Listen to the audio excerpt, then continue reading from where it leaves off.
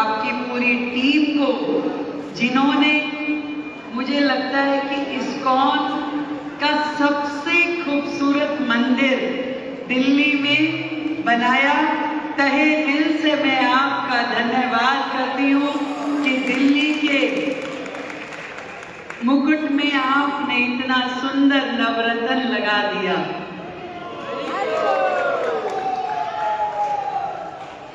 ISKCON जिन्होंने भक्ति को एक लेवल आगे बढ़ा दिया।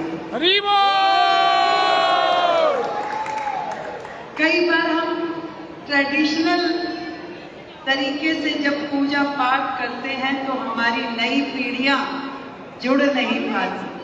भक्ति को और इंटरेस्टिंग करके प्रभु के साथ अपने आने वाली पीढ़ियों को जोड़ना यदि किसी ने सिखाया है तो वो इस्कॉन की टीम ने सिखाया।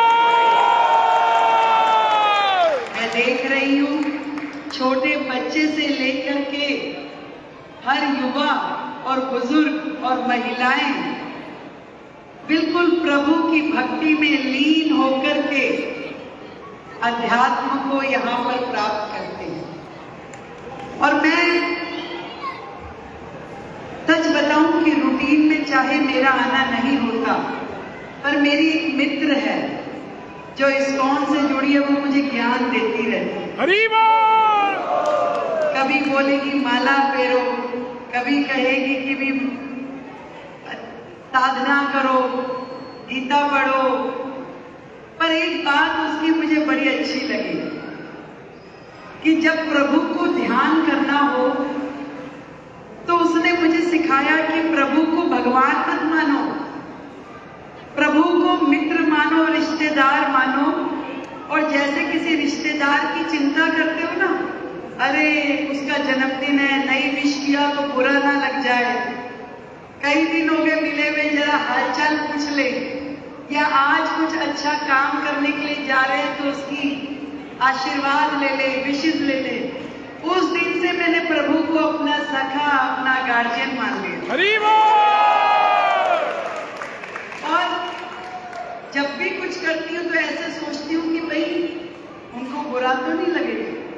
सारे नेताओं का मुख्यमंत्री बनने पे धन्यवाद कर दिया, प्रभु का भी तो करना था, इसीलिए आज मैंने ये कार्यक्रम लिया। मुझे प्रभु का धन्यवाद करने आना था, नहीं तो प्रभु बुरा मान जाते कि अच्छा रेखा, मैंने ही तो मोदी जी के सपने में आके तुम्हें मुख्यमंत्री बनवाया। अब मोदी जी को कैसे ध्यान में आया कि भाई रेखा को ही बनाना है, तो कुछ ना कुछ तो लीला प्रभु की रही होगी। तो वो मुझसे कहते हैं कि भाई मैंने तुम्हें बनवाया, तुम मुझे भूल गई। तो मैं आज इस मंदिर के प्रांगण में ये कहने के लिए आई हूँ कि प्रभु मैं आपको नहीं भूली हूँ, आप हर क्षण मेरे साथ हो, मेरे मस्तिष्क में, मेरे हृदय में, मेरे कर्मों में, और आपके दिखाए हुए रास्ते पे ही मैं चलने वाली हूँ और उसी दिशा में दिल्ली की प्रगति के लिए काम करूंगी।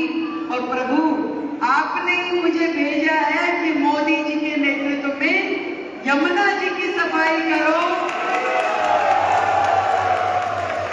आपने ही मुझे भेजा है मोदी जी के नेतृत्व में कि दिल्ली की सड़कों पे जो गौ माता हमारी घूम रही है उनको यथास्थान गौशाला में जगह दिलाओ। रेखा, मैं आपको मुख्यमंत्री का दायित्व दिलाता हूँ, ये जिम्मेवारी अब से तुम्हारी होगी और तुम्हें ही उसे पूरा करना होगा। ये आदेश मेरे प्रभु ने मुझे दिया और मैं भी उसी धुन में उसी काम को करने के लिए लग गई हूँ।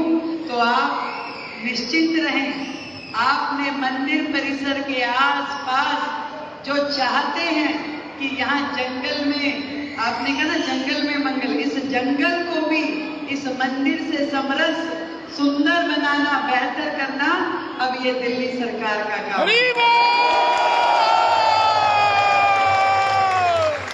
सभी भक्तों को मेरी ओर से ढेरों ढेर बधाई कि दिल्ली का सबसे सुंदर इस्कॉन मंदिर आज आपकी परिधि में है।